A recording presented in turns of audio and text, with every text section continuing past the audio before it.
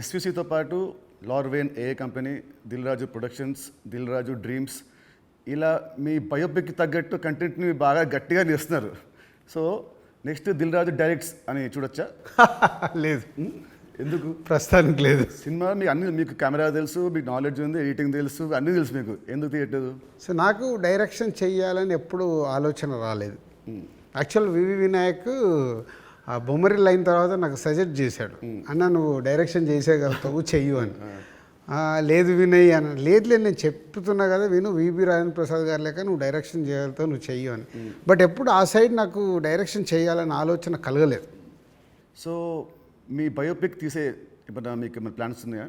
ఎప్పుడన్నా after 5 years 10 years? నా biopic నేను తీయలేను కదా, ఎవరైనా తీస్తారేమో. సరే, ఎవరు తీస్తే దాంట్లో అంత ఉంటుందా, ఆ కంటెంట్ ఉంటుందా? డెఫినెట్గా అంటే ఇట్స్ బిగ్ జర్నీ కదా నాది. ఇప్పుడు ఫిలిం ఇండస్ట్రీ 94 వచ్చాను. 94కి వచ్చిన తర్వాత ఇప్పుడు ఆల్మోస్ట్ 30 years ప్లస్. ఎన్నో అప్ అండ్ డౌన్ చూశాను, ఎన్నో అన్నీ చూసుకుంటూ వచ్చాను. సో బయోపిక్ చేస్తే దానికి ఏ హీరో అయితే బాగుంటుంది? బట్ నాకు బాగా ఫేస్ మ్యాచ్ అయ్యేది నువ్వు ఒకటే. చాలా మంది అంటారు నితిన్ మీ బ్రదర్ అని. సో రాజు గారి బయోపిక్లో హీరోగా నేనే, ఇది ఫిక్స్ అయిపోయింది. ఇప్పుడు ఇవాళే ఈయన ప్రొడక్షన్ డైరెక్షన్ చూద్దాము, నేను హీరోని. సో ఇందాక మీరు చెప్పారు కదా అప్స్ అండ్ డౌన్స్ అన్నారు, కాబట్టి ఆ క్వశ్చన్ అడుగుతాను. ఇండస్ట్రీలో చాలా చూస్తే తెలుసు నాకు, బట్ మేజర్గా నాకు గుర్తుండి నేను ఇండస్ట్రీ వచ్చినప్పటి నుంచి మొన్న సంక్రాంతికి ఒక సినిమా మీ ఫ్యాన్స్ చాలా లాస్ అయింది.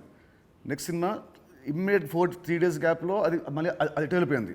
ఈ మధ్యలో ఈ 3 రోజుల్లో మీ థాట్ ఏంటి? నెక్స్ట్ సినిమా కూడా అది కూడా పోతే అప్పుడు పరిస్థితి ఏంటి? మీ మైండ్లో రన్ అయిన మీ ఫీలింగ్ ఏంటి? లేదు అంటే నాకు ఇప్పుడు 10th సినిమా రిలీజ్ అయినప్పుడు నాకు అర్థమవుతుంది ఫైనాన్షియల్గా ఇది డ్యామేజ్ జరగబోతుంది. సో అటు డిస్ట్రిబ్యూటర్స్ అందరు కూడా లోలో ఉన్నారు. పోతే 14th రిలీజ్ అవుతున్న సినిమా షూర్ షాట్గా సూపర్ హిట్ అని చాలా గట్టి నమ్మకంతో ఉన్నాను. అంటే 90% నీకు తెలుసు, నేను ఎడిటింగ్ రూమ్లో చూసినప్పుడే నాకు చెప్పగలుగుతాను సినిమా వర్క్ అవుతుంది అవ్వట్లేదు. అట్లా సంక్రాంతికి వస్తున్నాం అనే సినిమా మీద ఐఎమ్ ఫుల్ కాన్ఫిడెంట్గా ఉన్నాను. సో ఆ 3 days అదే ఎనర్జీతో ఉన్నాను. ఎస్, నో ప్రాబ్లం, ఒకటి వస్తుంది. ఇది ఎంత డ్యామేజ్ అవుతుంది, అది ఎంత రికవర్ చేస్తారో నంబర్స్ తెలియదు, బట్ అది మ్యాజిక్ అనేది ఇట్స్ ఎ మిరాకిల్.